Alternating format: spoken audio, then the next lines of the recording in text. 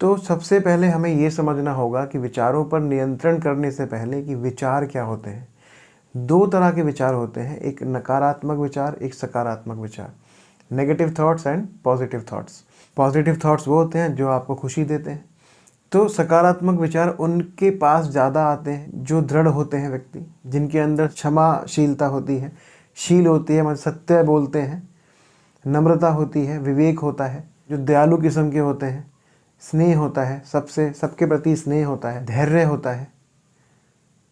तो इस तरह के जो व्यक्ति होंगे, जो इस तरह का नेचर जिस व्यक्ति का होगा, वो सकारात्मक सोच ज़्यादा सोचेगा। और जो व्यक्ति किसी भी बात के लिए विवश होगा, क्रोधी होगा, लोभ होगा, मोह होगा, ईर्ष्या होगी, द्वेष होगा, निराशा होगी, तो जिन व्यक्तियों के अंदर ये वाले गुण होंगे तो वो ज़्यादातर नेगेटिव थॉट्स रखने वाले व्यक्ति होंगे।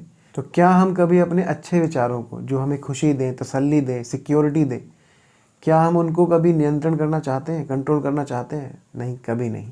हम रोकना चाहते हैं अपने दुखी मन को, बुरे विचारों को, जो बात हमें दुखी करे, इनसिक्योर करे, जो हमें डराए, ऐसी सोच को हम रोकना चाहते हैं। तो अब कभी भी जब आपके मन में कोई ऐसा विचार आए जो आपको दुखी करे, तो उससे लड़े ना, सजगता से होकर देखें कि जो भी आ रहा है मन में, उसको एक बार सिर्फ देखें। वीडियो देखते देखते आप ये भी ध्यान देना कि जो भी हम सोच रहे हैं वो एक्चुअली हम खुद को बोल रहे हैं। अब ध्यान देना है कि मैं खुद को क्या बोल रहा हूँ या बोल रही हूँ। अब ऐसा इसलिए ध्यान देना है क्योंकि बोलने पर हमारा कंट्रोल होता है। हम जब चाहे बोल सकते हैं, जब चाहे नहीं बोल सकते हैं। तो माइंड को आपको ये बताना है कि तू मेरे कंट्रोल में है। जब मैं चाहूँगा तो बोलेगा, जब मैं नहीं चाहूँगा तो नहीं बोलेगा। तो जैसे ही आप ये ध्यान दोगे कि मैं क्या बोल रहा हूँ, वहाँ कुछ नहीं होगा। तो देखिएगा कि चाहे फ्यू सेकंड, पल भर के लिए कुछ गायब होगा, लेकिन गायब होगा, कुछ नहीं रहेगा। हो सकता है कि आपको पता भी ना चले, लेकिन थोड़ा सा सजग होकर देखेंगे, थोड़ा सा भी ध्यान ठीक से देंगे, तो आपको पता लगेगा जब भी आपने बोला अपने आप को कि मैं क्या बोल रहा हूँ, तो वहाँ कुछ नहीं होगा। तो ये फिर आएगा, फिर ध्यान देना कि मैं क्या बोल रहा हूँ, और फिर कुछ नहीं होगा। अब अगर ये प्रैक्टिस हम कर लें तो सोच पर काफ़ी हद तक कंट्रोल किया जा सकता है।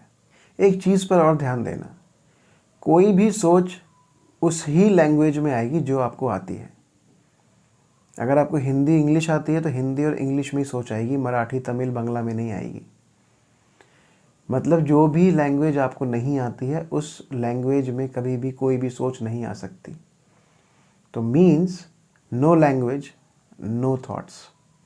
अब जो लैंग्वेज बनाई गई वो सिर्फ कम्युनिकेशन के लिए बनाई गई, जो भी काम की बात है उसको हम कर लें इसलिए बनाई गई। लेकिन लैंग्वेज का मिसयूज़ हम बिल्कुल, मोबाइल और टेलीफोन का जो हमने हाल किया है, मिसयूज़ किया है। अब फ़ोन्स और लैंडलाइंस, ये फ़ोन्स क्यों बनाए गए थे, मोबाइल क्यों बनाए गए? कि कम्युनिकेशन हो जाए, लेकिन लोग घंटों लगे रहते हैं बात करने में। ऐसे ही हम अपनी लैंग्वेज को इतना मिसयूज़ करते हैं। कम्युनिकेशन तो जो करते हैं वो करते ही हैं। 4 लोग चाय लेके बैठ जाएंगे और घंटों बात ही करते रहेंगे, किसी की बुराई, उसकी कुछ, उसका कुछ।